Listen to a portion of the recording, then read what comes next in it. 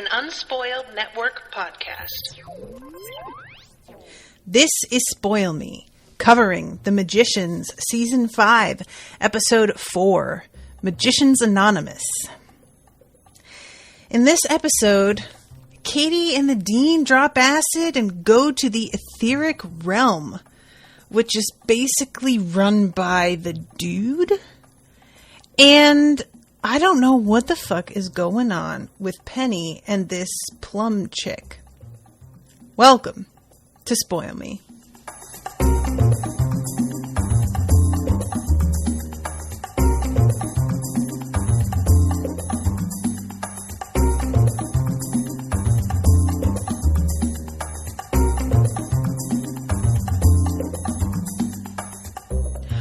Welcome to the show, everyone. I am Natasha. Thank you very much to Ashley for commissioning this episode. Ashley and Jesse are in the chat. Hello. So, all right, guys, this episode hasn't been posted yet, but it will be by the end of today for patrons, at least. Last week, Jamie and I recorded on Doctor Who's episode, the Dinosaurs on a Spaceship episode. And there is a girl who plays, not Cleopatra, Egyptian Queen Nefertiti. And she was so beautiful. And Jamie and I were like, what else has she been in? And Jamie looked it up. And she's like, she plays somebody named Plum from The Magicians? And I was like, Plum? What are you talking about? And she was like, yeah, I don't know. It's like, I don't know that character. Maybe I haven't met them yet. And she said the last name. And I was like, okay, that's the family name, but I don't know this person. And when I watched this time, I still did not recognize this girl. Like, I didn't put it together that she was the same girl who played Nefertiti. So I'm really happy, actually. That could have wound up being a spoiler, and I didn't put it together at all. So anyway, I just want to let those of you know, some of you may listen to this and listen to Doctor Who and maybe kind of like, damn, she got spoiled. I want to assure you, I really didn't. I didn't put two and two together at all. So anyway, that said, I don't really understand what is supposed to be going on, and I'm not sure we're supposed to understand what's going on. It seems like the implication is she has this weird signal that she's picking up on simply because of her family lineage. And we don't really know why that is or what the signal means or anything. It's just supposed to, we are supposed to realize that it's probably something significant based on the family she's from and the fact that they appear to be like more sensitive or more linked to Fillory. So I'm assuming, maybe incorrectly, that the signal she's hearing is coming from Fillory or somebody related to Fillory. It could be something totally else, but it seems like the Chatwins have a Fillory specific link. And if that is so, I wonder if it's something to do with the Takers. I don't know anything about how this signal works. All that we have seen really is the reaction that Penny has to it. So every time that he lets himself really sort of attempt to tune in on it, all that happens is he experiences excruciating pain and sort of as a reflex travels in order to sort of get away from it, is what it seems like. He comes back, but he doesn't remember where he's gone. When he comes back this episode, after taking the thing out of his neck and attempting to see how he feels, he's covered in dust. And I don't know what that means or if it's, anything more than just ordinary dust or what. I feel like it's supposed to be a little bit of a hint, but I have not put it together if that is so. And this mystery is particularly interesting to me. And I'm not really sure what it is that grabs me so much. I think it's because Penny's story, the potential for what Penny can do in the first season, with the way that he bounces all over the world,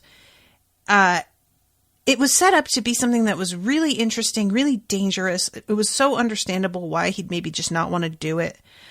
We have, him bouncing into different timelines, which was also pretty fun.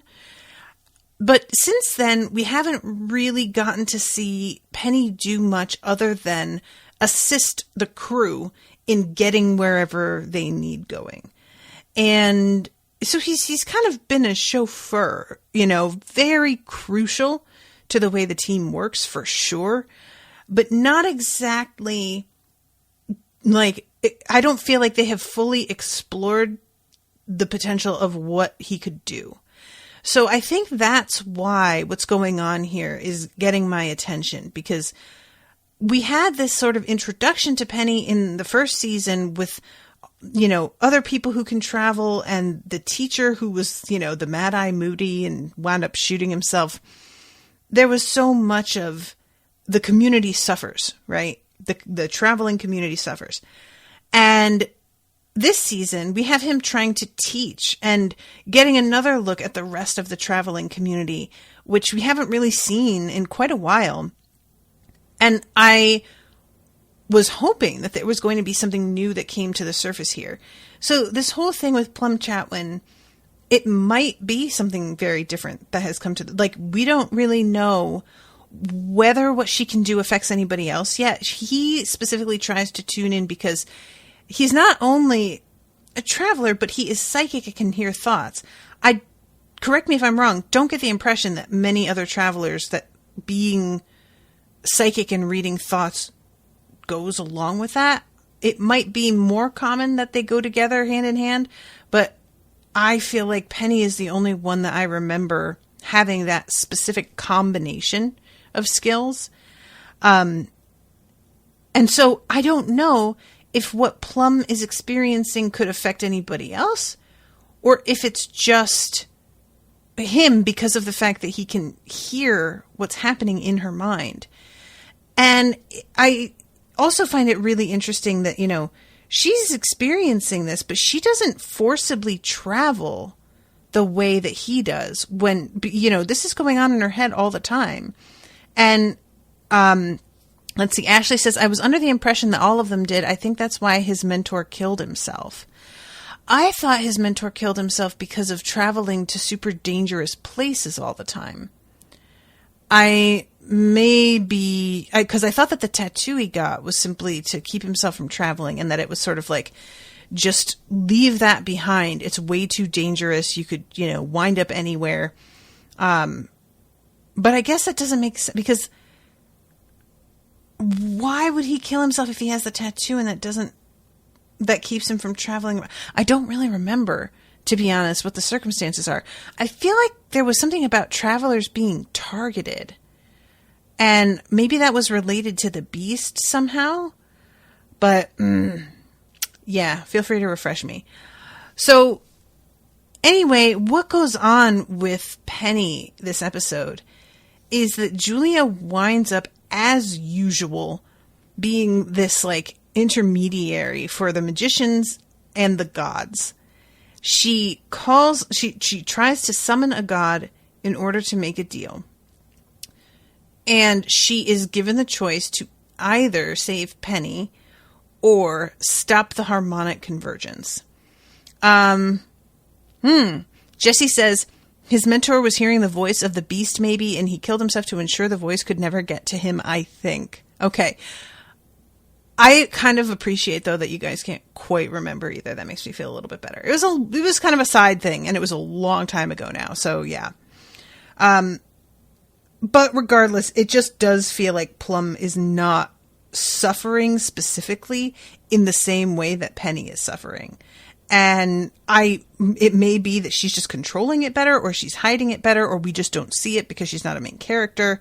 But it feels like it's different for him than it has been for her. And Penny's removed that sort of, the dampener, I guess, from the back of his neck. And that is what causes him to travel. And it seems like when he comes back, something has gone wrong. Like there's something wrong with the wiring in his brain that has resulted from whatever is that he has heard or wherever he went. It's unclear. But he is rapidly dying. He's getting to this point where he just won't be able to make it. And Julia is talking to this goddess who has a desire to be human again. And she wants to know exactly how Julia did it. Now, what Julia did was she didn't choose. It was Penny who chose for her with the help of, who was it again? Y'all can again remind me. But it's not something, as far as I can remember, that Julia found a spell and was like, this will turn me from a goddess or a potential goddess back into human again. It wasn't that simple, right? And Julia is promising this goddess that she will exchange that knowledge for this goddess helping save the world.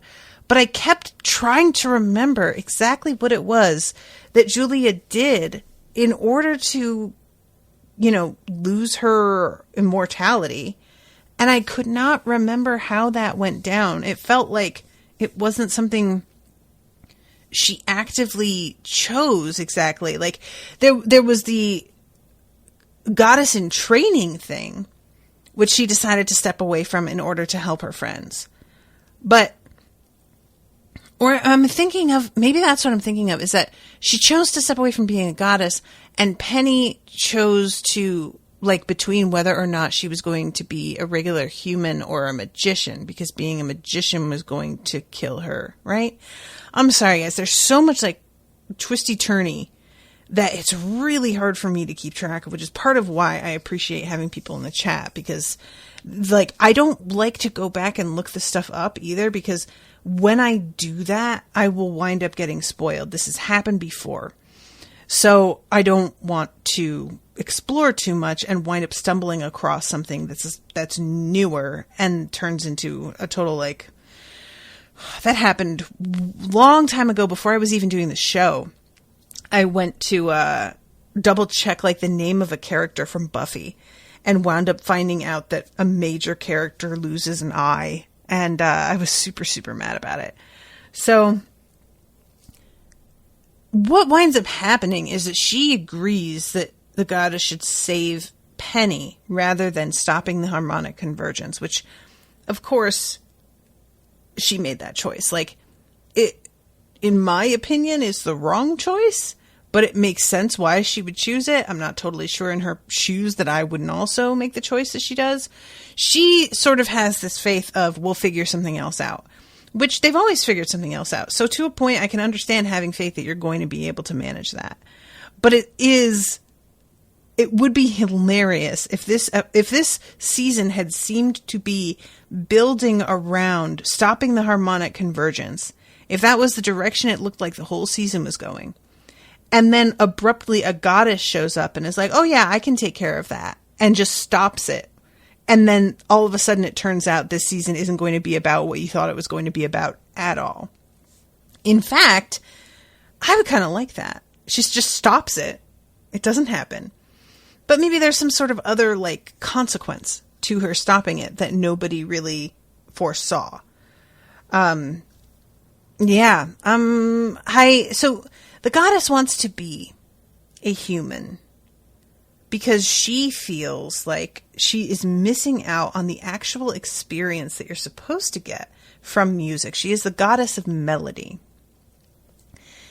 And she says that she doesn't have any sort of emotional response to music. And she would like to. And she also thinks that she could be a rock star if she were going to become a human being. Which, probably she could. Now, I'm interested to know whether turning from a goddess to a regular old human changes her talents at all. Does that happen?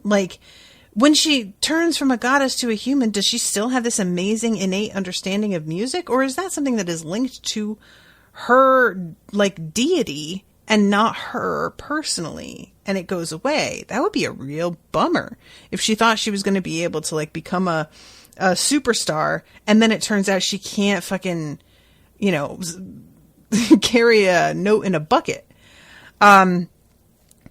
Ashley says, I had to Google, when she had the god monster in her and Quentin attacked her, she was dying. That's when Penny was given the choice of her becoming a god or becoming human. Okay.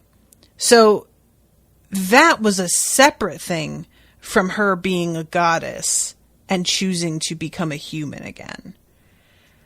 But that was a deal that she broke with with the other goddess who was training her. Essentially, she was going to ascend because of the fragment inside her, and she chose not to do that. So I don't really see how she's able to tell this goddess anything, because her situation seems very specific to what was happening at the time. I don't know. I could be wrong about that, but there's a sense that, to me, she didn't do something this other goddess can just do also. And I don't know. I just found it weird that doesn't seem to come up. And it's almost like, is she conning the goddess? Because if she is, honestly, I'm kind of here for that. Like, the gods have been just assholes, you know? I wouldn't be mad at her for just being like, I'll keep it on the DL and not tell her how this worked out for me, and let her think that I have something that I can just, like, an elixir to give her, or a spell she can do.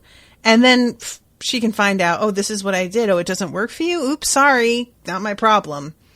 I'm kind of down for that. Because honestly, Julia has been played by God so many times now. Play him. Play him back. Fuck him, you know? So anyway, yeah, this bitch is just like, oh, I can't do both. I have to do one or the other. I really liked the conversation between her and Julia, where Julia's like, look, I know you keep trying to act like, oh, I have to play by certain rules because I'm a god. That's not what's happening here. You are making a choice. And she really, like, sort of puts Julia off by being like, well, no, you're the one who has to make a choice between Penny and the world. And I'm like, yeah, I know that you really tried hard, super duper hard right there to change the subject, but none of us missed the fact that you got called out and she was right and you didn't address that. But okay, let's all just pretend that we didn't notice. So Penny wakes up, and I really enjoy the fact that Penny's like, oh, you made a choice for me. You did what you thought was best without asking or thinking about how I would feel about it, particularly. Isn't that interesting? What is that like? What if I were super duper angry at you? How would that go? And I really enjoyed it that Penny's like, it's unclear if he's super mad and just controlling it really well because he understands the position she was in, or if he is being very chill and accepting of the situation because he really knows that there weren't a lot of options open to her.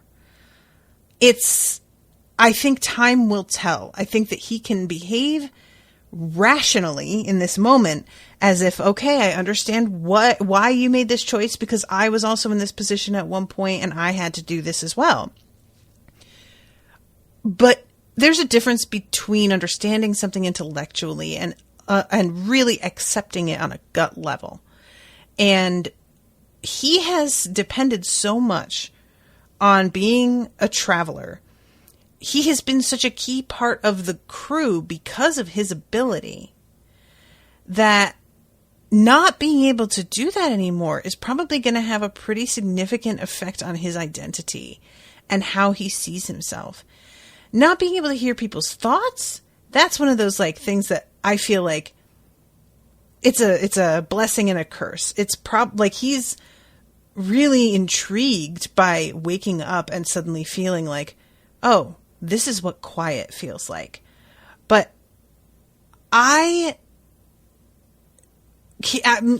it's hard to say. We don't see Penny doing a lot of mind reading on this show. It's not super frequent anymore. That was a big thing at the beginning. He started to sort of learn how to like tune people out. But, you know, we had a lot of him like going into people's dreams and stuff like that in the first couple of seasons. That really hasn't been a thing anymore. So it's sort of unclear to me when he says, oh, this is what quiet is like. I never really like felt that they got across to me that he was living with a lot of voices in his mind lately. I sort of thought that was something that he had managed to get under control. So maybe that was like him saying, oh, this is what quiet is like, after sort of dropping his wards and trying to put feelers out and see, and realizing that there was nothing there. Now, I don't think that this deal she made with this goddess affects his ability to do magic in general, right? He's still a magician. It's simply that he can't mind read or travel anymore, specifically. I wonder if he's going to get any of this back. And spoilers a little bit. This is one of those things that I feel like is a spoiler, which is part of what makes me so mad about it. But also, I don't really know. All right, let me just get to the point. So, when you're watching this show as it airs, they have the previously on the magicians bit at the beginning, right? And I always have mixed feelings on the previously ons because I feel like they spoil things a lot of the time. They'll be like, oh, do you remember this character you haven't seen in 6 seasons? Well, we're reminding you, and it's up to you to interpret why we would do that because they're coming back. Come on, guys. I know why you would show me a thing, and it's to refresh my memory on who the fuck this is. And on the one hand, I really understand their desire to do that because they don't want this moment of like, oh, it's me again. And for the whole viewership to be like, who the fuck is this? And it not make any impression. On the other hand, it really can undercut a story.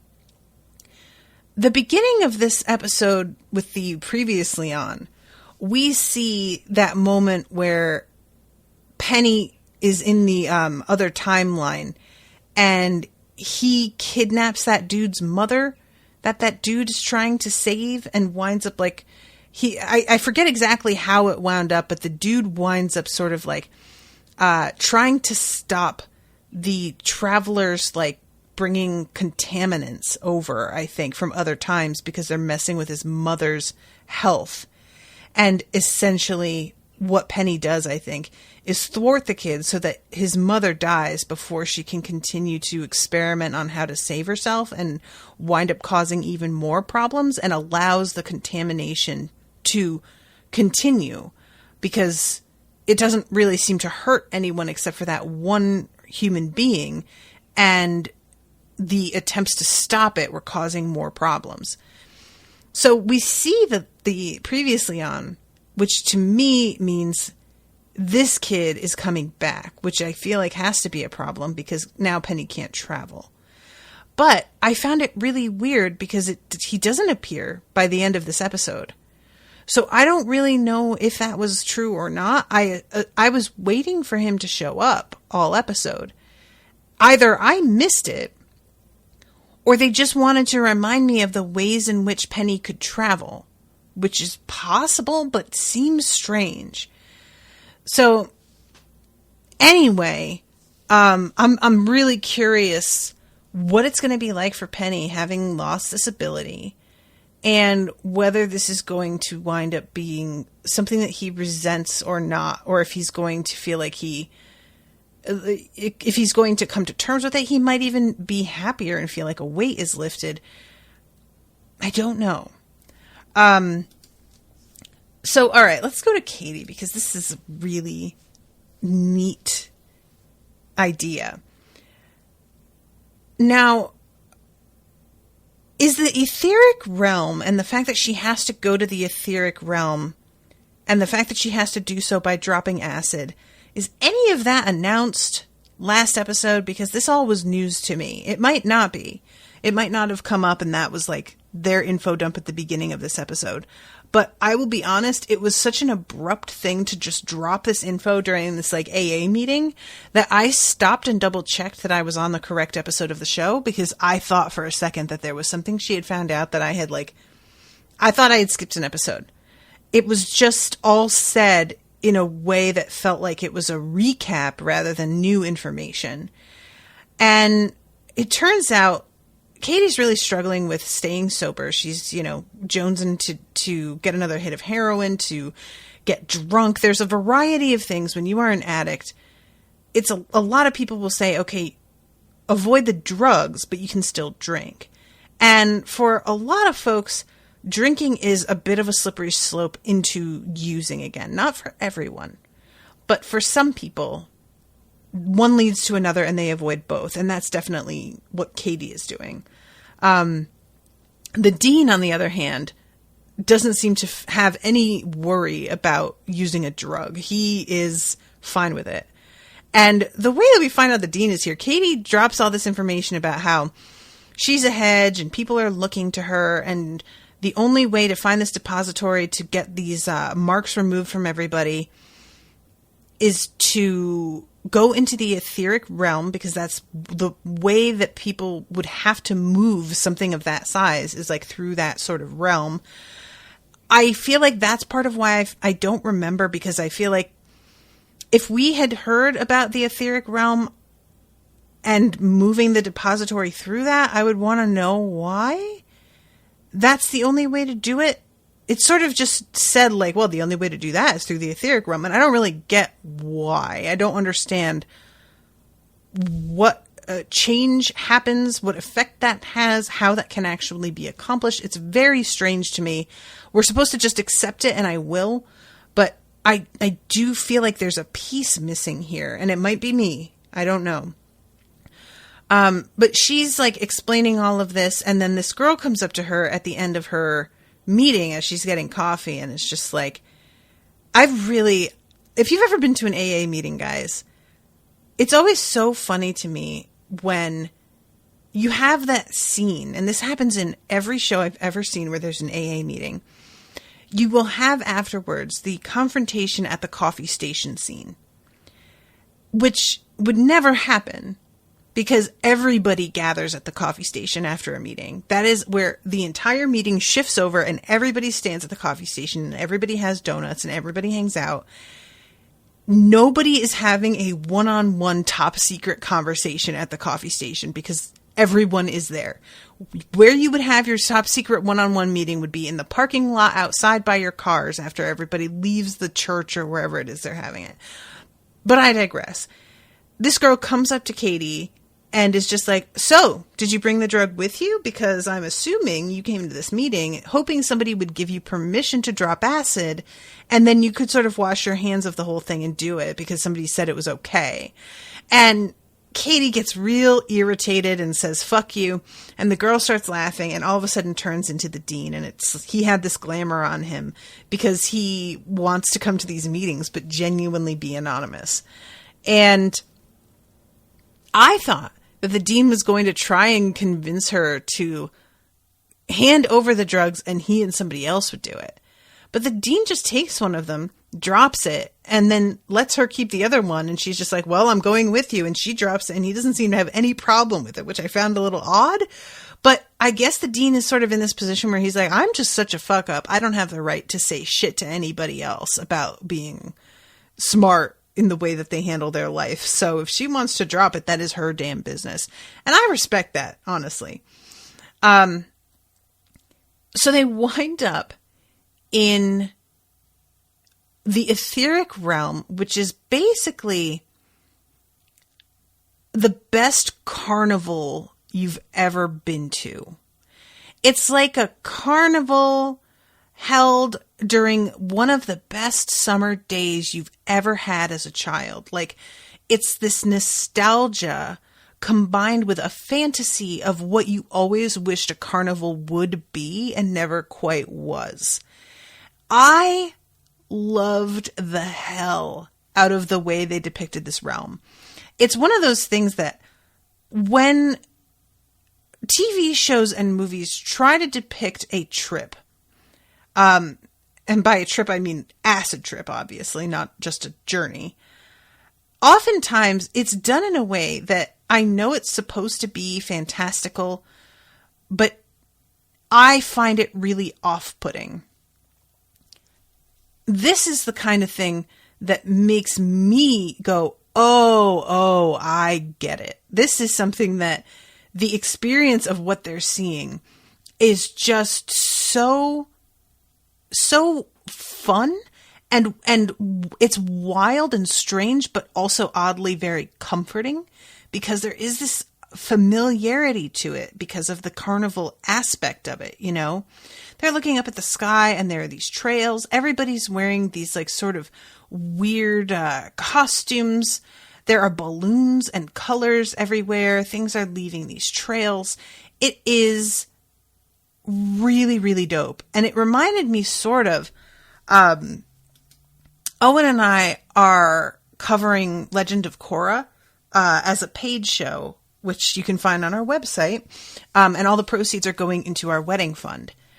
And recently in season 2 of Legend of Korra, she goes into the spirit realm, and it can be like this. It's like not always like this. It can be very, very dark too, but a lot of it is this sort of a happier Alice in Wonderland sort of thing. Alice in Wonderland is really my go-to example of a thing that is supposed to be whimsical and to me is deeply sinister, and I hate it. And the spirit realm has that sort of vibe, but without that sinister quality. And this is, for me, really, really similar in feel. And I love the two of them, the way that we cut from a view on the street, which is in very washed out grays and, you know, just seems cold. And then we go to the two of them with this like hyper saturated color palette. And it's just this filter that feels like all of the warmth and brightness has been turned up. And all of the changes in how things look are slow. So like Katie's eyes get bigger, but it's sort of this like progression where they get bigger rather slowly and the light in them gets bigger slowly. The Dean at one point is talking and these bubbles begin to come out of his mouth. It is just so, I really, really enjoy all of the weirdness in this section. So they're trying to figure out where they can go to find out information about where this depository wound up. And they're sort of standing on the curb, staring around. And I love, this girl comes up to them. She's got sparkles floating all around her. And she hands them each cotton candy. And Katie says, we're looking for a depository that was, it was over there. And the girl just says, eat up.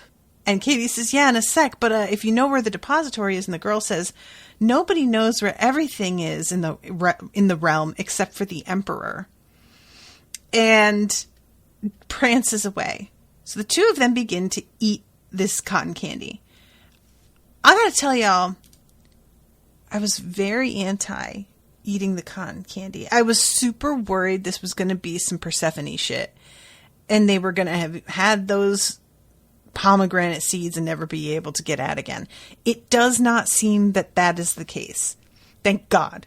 But I genuinely was watching them eat it. Like, what are you doing? It's like being in fairy and eating fairy food. You don't do that. That's bad news.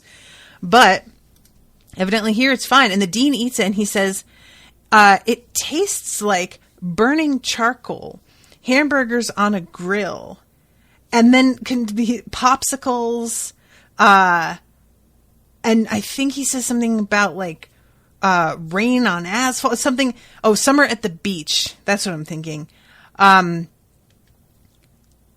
It's all nostalgia. It's all summertime. It's all the moments of your life when you felt the most carefree. It's really, honestly, beautiful. I loved this.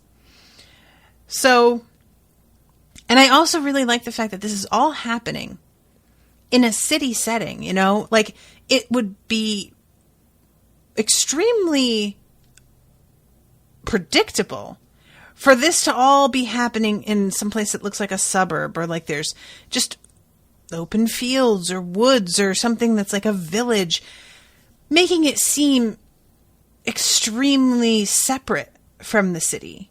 But there's something about it all happening within the city setting that makes it feel more relatable and real, and therefore more like heart-wrenching in its familiarity, you know? So anyway, this is when they notice the brown bunny with the sunglasses on. And I love how the dean notices this. And Katie says, I'm trying real hard to give a shit, but it just feels so good to be high again. And she says it with this tone of like deep regret and also confession. And I love that they address that, because I think that there's an impulse to make it seem like, oh, she regrets what she did, or she feels weird being high again and realize she doesn't like it anymore. It doesn't feel right. Unfortunately, with addiction, that's not always or even often how it goes. You do the thing that you've been trying to avoid, and initially it feels amazing. And that's why people have trouble quitting. In the moment, it feels amazing. And sure, there's a come down after, but if you just don't let yourself come down often, you don't have to worry about that quite as much. And I just like the fact that they're willing to let Katie admit it feels good. She missed it. She likes it. She did then, she still does. Addiction blows. That's what I'm saying. It sucks. So they follow the brown bunny to the beach, where there are socks all over the place that are just raining down from the sky. What a weird idea. It is so... The dean says, so this is where they go. And then says, if you see a red and orange argyle cashmere size 13, grab it, please. And Katie's just like, I don't feel like that's what we need to focus on right now. But the dean is all about finding that one sock. And that seems to sort of be the key to getting to talk to this dude, is the fact that he gets totally into finding this sock. He picks it up, says, you're right, we did need to focus. And then they notice the bunny, and he's talking to this dude in a beach chair with a giant pair of binoculars. And they go over there and ask him if he knows where the depository is. And he says, yes, but it is not going to be free. I love that he knows both their names. He says, hi, Katie. Hank. Hank. I don't hate that. I love it. And they ask if he knows them. He says, yeah, you roll into my town, I take a gander at your thoughts, and if I dig you, I show you the brown bunny. Oh my God. He says, I show you the brown bunny, and the camera cuts over to the dean, and the dean is imitating the brown bunny with total excitement and enthusiasm. And I nearly fell out. I was not ready. Like, he's been so goofy, of course, this whole episode, because they're both high. But that, I was just not ready for, guys. I don't know how the actress playing Katie kept a straight face. Like, she laughs, she smiles in response. She doesn't laugh. And I don't know how she manages it. I really don't. So anyway, the Emperor says, congratulations on the first sock. And says, how great is Archie, by the way? So what it turns out is happening is, if you stay there, the high never goes away. And one of them, in exchange for the information he's going to give, has to stay. And of course, Katie desperately wants to be the one. Now, I'm not mad at her for that. I mean, this place looks amazing. It really does. However, what happens, and I love this so much, what happens is the dean wants to be the one to stay. They fight over who gets to stay. It's great. I thought that this was going to be, what? We can't stay. We have lives. We have such... No, it's not that. They both want to stay, and they both are irritated that the other wants to stay. She tries to tell him how, I want this just as much as you. And he says that he has had people depending on him so much for 40 timelines that he feels he has earned the right to step off and do Tai Chi with Elvis. So she says, I want this as much as you. As soon as he tells you where the depository is, and this is when the Emperor makes a sound and says, sorry, Katie, but you just revealed to the entire studio audience that you're hanging on to a thread of responsible intent, which could make you kind of a bum hang in 100 years or so. Hank, on the other hand, and he severs their little tie that's like keeping the two of them together, and he says, is laid back mondo perfectus. Look, I love this so much. What he does is let them decide and then monitor the conversation to find out really what's behind the words they're saying. And sure, does Katie want to be high all the time? Fucking yes. But she still gives a shit about other people. She's still trying to help. She still feels a sense of responsibility because she is the leader of the Hedges. All of that remains. So really, when it comes down to it, she would regret it. She wouldn't want to stay. Not really. In the moment, as a means of hiding from what is going on, it sounds great. But if you really look at long-term how she'd feel about it, she would be so bummed. And I love it because this is somebody pointing out to her the short-term versus long-term thinking, which I know I am only just starting to get a handle on as a fucking 35-year-old woman.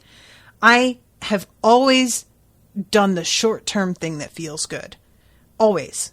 Which is part of why I gained a bunch of weight, which is part of why I dropped out of school, which is part of why I have jumped from job to job so many times. Now, I'm not even saying that I really regret it in every case. In a lot of ways, living in the moment and doing what short-term feels good is what you're meant to do with your youth. That's supposed to be the time that you make mistakes and cave to your immediate desires and then learn a lesson. But there are things that I look at and wish that I hadn't done that the same way. And the dean having earned the right to stay here makes a lot of sense to me. He has been through more than any of us can possibly comprehend because we haven't watched him in every single timeline. We haven't seen all of this the way that he has. And she tells the dean, you don't really want this. I had no right to do this. I'm sorry I did it to you. And the dean says, my whole life, all this senseless worry, suffering, and pain, both inflicted and received, it wasn't for nothing. It guided me here. And you were right. I am home. And I really loved it. This is like the happy ending for the dean that I didn't think I was going to get. And I'm not convinced it's going to stay. I don't know that the dean really, really gets to just step out of the real world and stay here forever. But if this is where we say goodbye to him, I'm kind of into it, you know? She tells him, I'll be back. I don't know if that's true, you know? I don't know if he wants that. But yeah, they say goodbye to her and she's suddenly on the beach.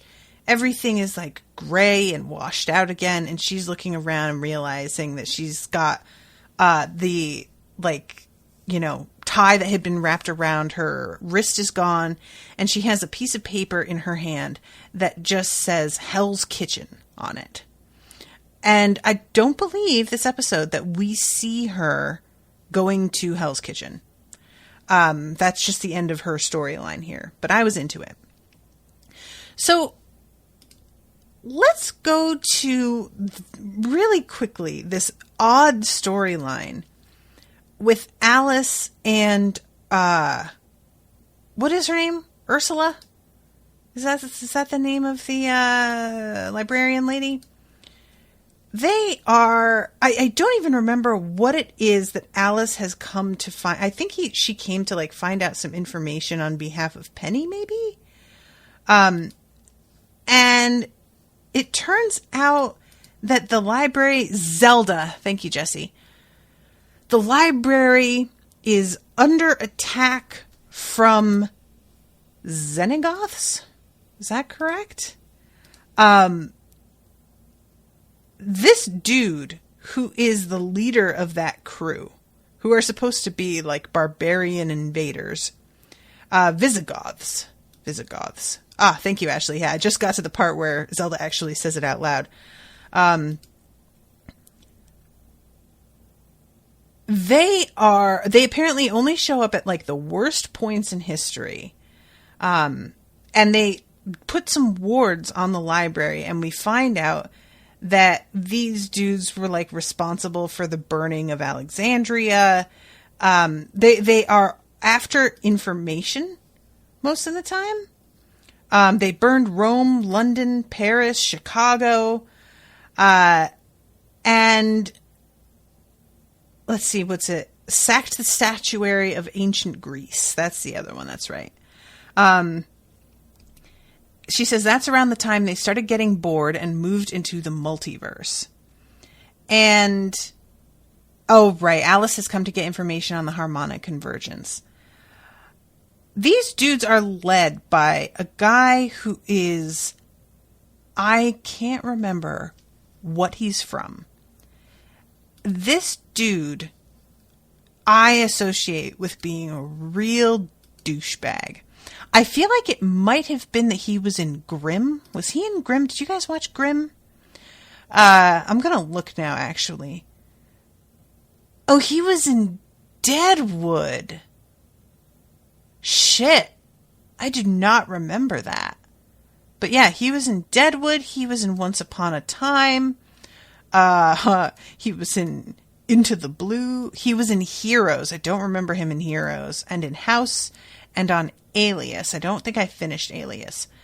But yeah, this dude is one of those that I see his face and my immediate reaction is, oh, I fucking hate this guy. I don't know why, because I really don't even remember who he was in like Deadwood or anything, but he just has a very punchable, douchebaggy sort of face. And it's really fun because he introduces himself and like Alice has an expectation that these people are going to be total barbarians. But it turns out they are absorbing a lot of the education and suavite of the cultures that they're sacking. And they are just, still very polite. I love he says, apologies for the mess, but recall I did announce our incursion and asked you most politely to drop all your defenses and surrender, having given my word that you would be absolutely safe. And Alice tries to be like, oh, really? Your word? And Zelda has to be like, to be honest, Visigoths are famous for always keeping their word. And Alice is like, oh, okay, cool. So at this point, Alice is asking Zelda, what the fuck do they even want to get in here for? Like, why do they want this specifically? And Zelda's like, well, think about it. The library has the fates of everybody. They're going to be able to use this to absolutely sack any work or anything of value before it's even made. They will know where it's going to turn up. They're going to know everything ahead of time. And Alice and Zelda try to defend it as long as they can. And eventually, Zelda's like, you know what? Fuck y'all. And she just lights this bitch up. And I mean that in the most literal sense, not with a gun. She tells this dude, I hope you're good at speed reading, and snaps her fingers and burns the whole fucking library down. Now, they still get away with a good amount of shit. It doesn't all burn in time to avoid being taken. But it is a pretty bold move. I am personally a big fan of the idea that that means the library no longer, like, this idea of fate and destiny is no longer a thing, but Zelda seems to be very determined that they just rewrite it all. She seems to be like, well, there's just a lot of work ahead of us to restore what was lost, but we're certainly not going to stop doing it. And I was a little bit bummed out by that personally, both in terms of liking the idea of free will more, and that's just a lot of fucking work, man. That's just a lot of making up for shit, and I don't like it. But yeah, Zelda has this moment before she lights everything up where she's talking to Alice,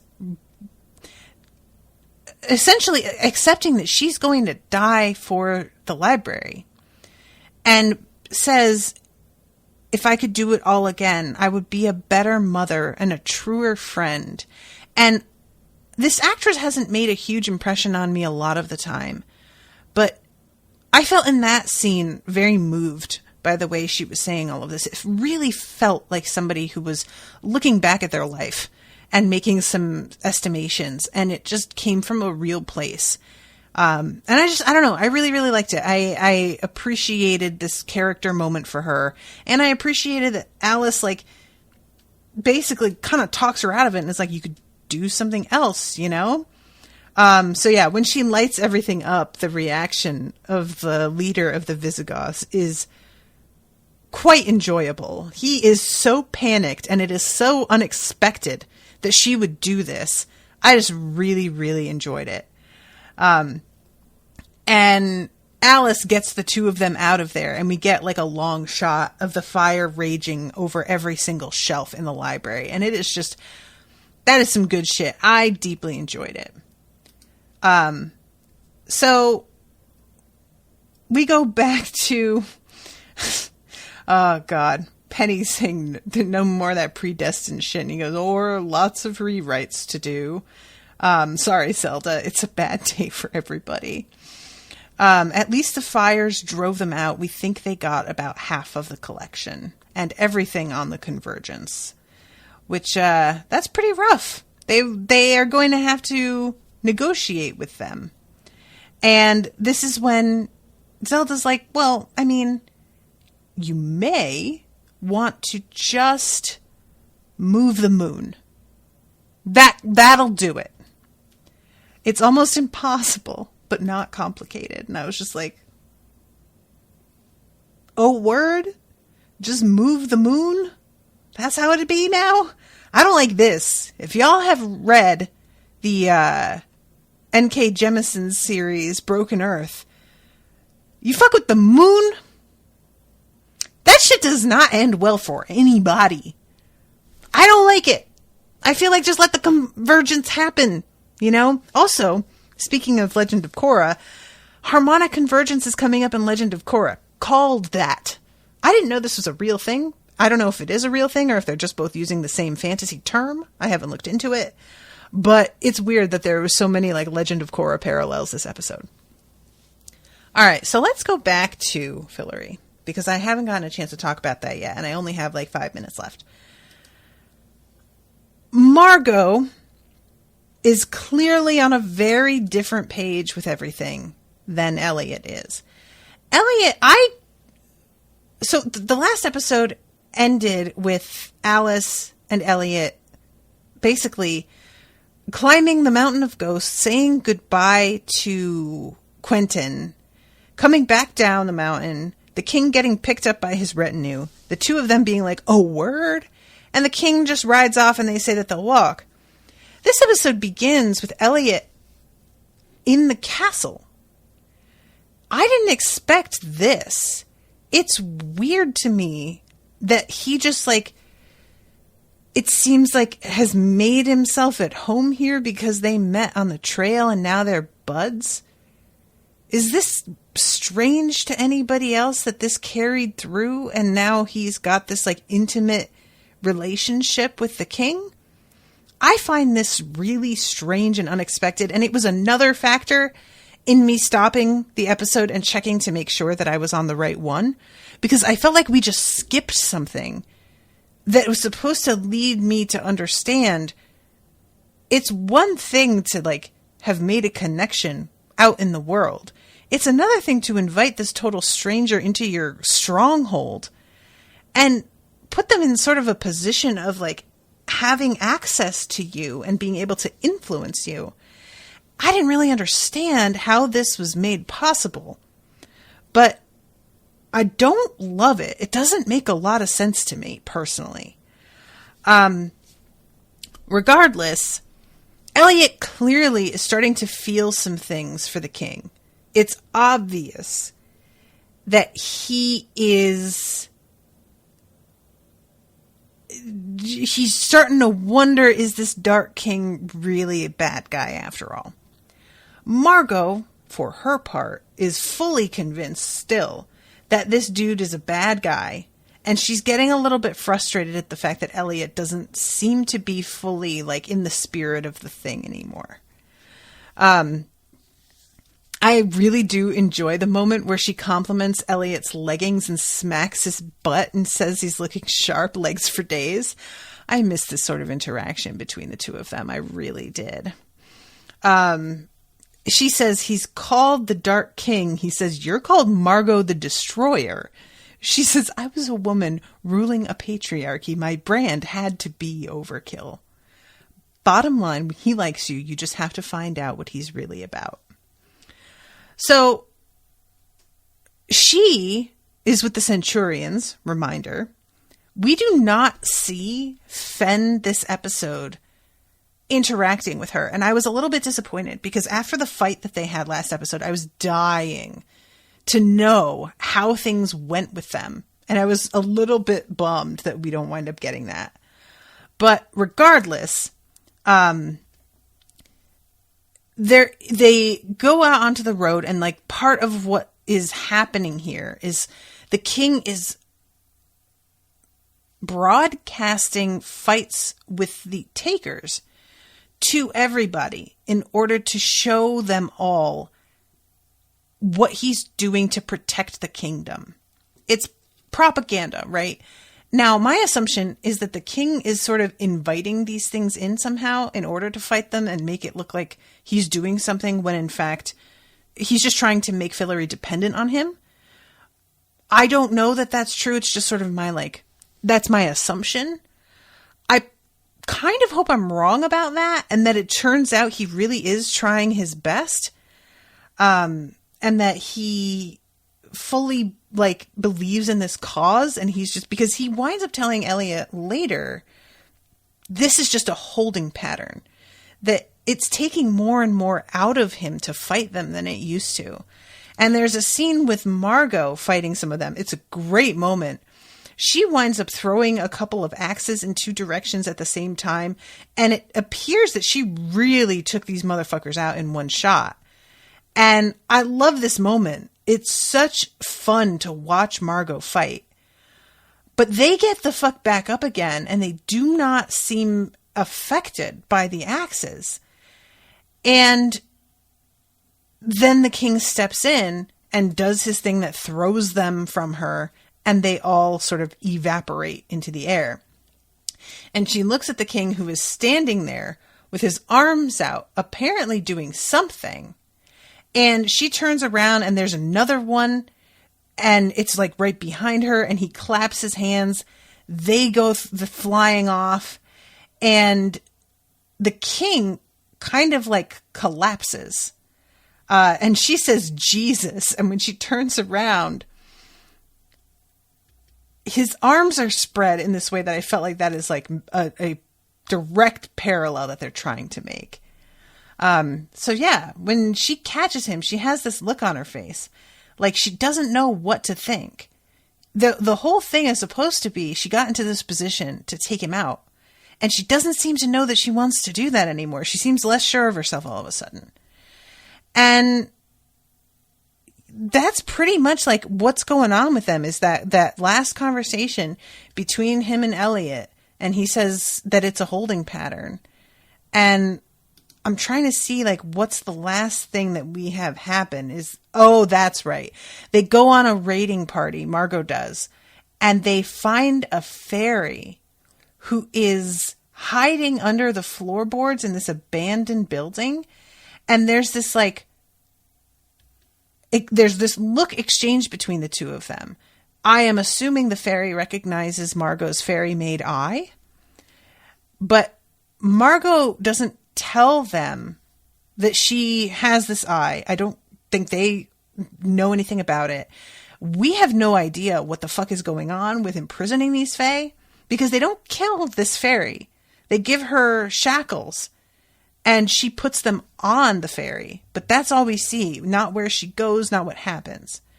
So I'm really curious if these fairies are what is turning into the takers, if that might be part of what's going on.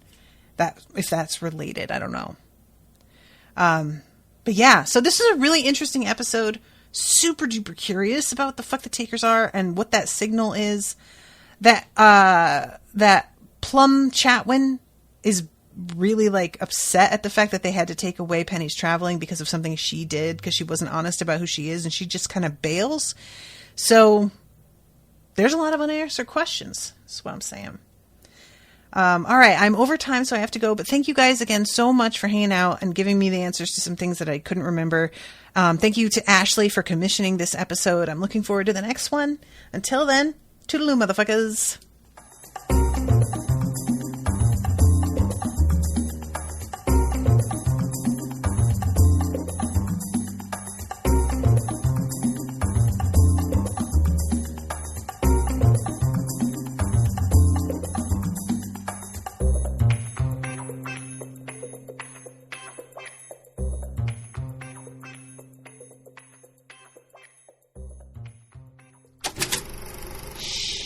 That was an Unspoiled Network podcast.